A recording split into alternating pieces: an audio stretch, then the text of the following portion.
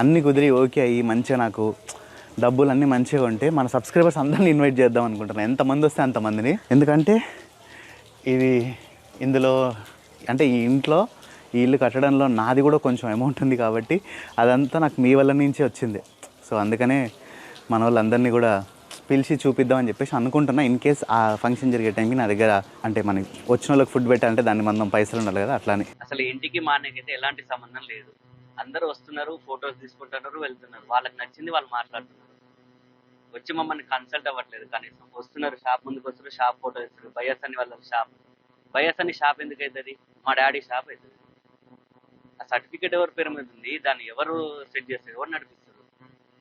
ఇప్పుడు మరి తండ్రి ఎవరు, కొడుకు ఎవరో తెలవాలి కదా, చూసే వాళ్ళకైనా, వచ్చి ఇంటర్వ్యూ చేసే వాళ్ళకి. ఏమంటున్నారు అమ్మా నాన్నలు కూడా? ఎందుకంటే ఈ విషయం తెలుసుకున్నాను చూడ వాళ్ళు కొద్దిసేపు టైం మనం కూడా మాట్లాడడం జరిగింది, కానీ అమ్మ నాన్నలు ఆ 2 షాపులు కూడా మేము సొంతంగా పెట్టుకున్నాం. ఇప్పుడు సన్నీ పెట్టించిందని కూడా అంటారు. వాళ్ళకేం తెలుసు? మా డాడీ పెట్టించిన షాప్ అది.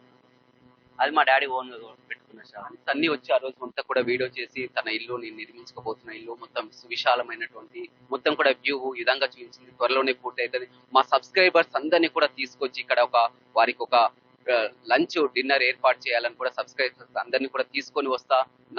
ఎందుకంటే అందులో వీళ్ళ మనీ కూడా ఉంది, మా సబ్స్క్రైబర్స్ మనీ కూడా ఉందని స్వయంగా మీ అన్నే చెప్పడం జరిగింది.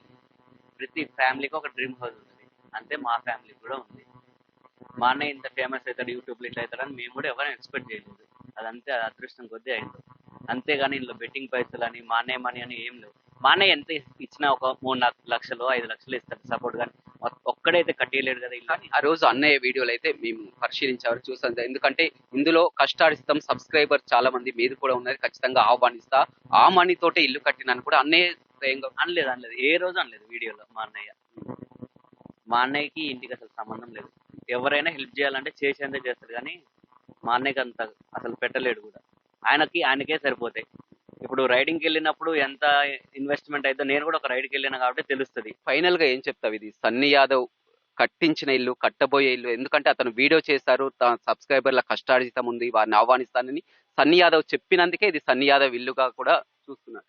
వీడియోలో మా అన్నయ్య ఏం చెప్పిండంటే, ఇది మా ఇల్లు అన్నాడు. మా అంటే మేము ఫ్యామిలీ, నేను, మా మమ్మీ, మా డాడీ అందరం కలుస్తాం. నా సొంత ఇల్లు నేను సొంతంగా కట్టిస్తున్నాను ఏ రోజు అనలేదు. మేమందరం కలిసి మా ఫ్యామిలీతో మేము కట్టించుకుంటాం. మా డాడీ, మీ అందరం, మా డ్రీమ్ హౌస్ ఇది. ఈ ఇల్లు అయితే మా అన్నయ్యది కాదు, ఇది మా ఇల్లు, సొంతంగా కట్టుకున్న ఇల్లు. కావాలంటే మీరు మన రిజిస్ట్రేషన్ ఆఫీస్లో సూర్యాపేటలో కూడా వెళ్ళి చూడండి ఎవరి పేరు మీద ఉందో. అంతేగాని చాలా మంది ఇంటికి వచ్చి ఇది సన్నీ ఇల్లు, ఇన్ని కోట్ల స్కామ్, అన్ని కోట్ల స్కామ్ అంటూ రోజు వచ్చి మమ్మల్ని ఇబ్బంది పెట్టకండి.